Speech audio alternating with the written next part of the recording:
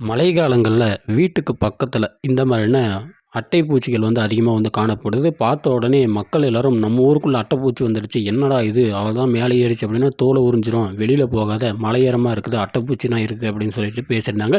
அட்டைப்பூச்சை என்னடா ஏதுன்னு சொல்லிட்டு போய் பார்த்தா தான் தெரியுது.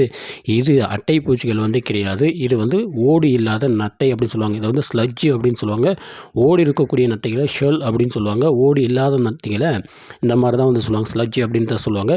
இது அட்டைப்பூச்சி கிடையாது. இது ஓடு இல்லாத நத்தை. இதனால் நம்மளுக்கு எந்த பிரச்சனையுமே கிடையாது. இது உடல் முழுக்கவே நல்ல ஒரு குளுமையான நான் கையில் எடுத்து வச்சு பார்த்தேன். ரொம்ப சில்னஸாக இருந்தது. அது பின்புறத்துலேருந்து பார்த்திங்கன்னா ஒரு விதமான ஒரு திரவம் வந்தது. அது ஏதாவது அதோடைய யூரினா என்னன்னு தெரியல. பட் அது ரொம்ப ஒரு சில்லாக கொழுகொழுன்னு இருந்தது. தொட்டு பார்க்குறதுக்கு முன்னாடி பார்த்திங்கன்னா 2 கொம்புகள் இருந்தது. அது வவ்வாலில் பண்ணும்ல அந்த மாதிரி தான் பார்த்திங்கன்னா இது முன்னாடி ஏதாவது பொருள் இருக்கான்னு சொல்லிட்டு வைப்ரேஷனை சென்ட் பண்ணி அதன் மூலயமாக இது ட்ராவல் பண்ணும். ஸோ ரொம்ப ஒரு சாஃப்டான ஒரு சின்னதொரு பூச்சியை போய் நம்ம அட்டைப்பூச்சின்னு சொல்லிட்டு இது ஓடு இல்லாத நத்தை.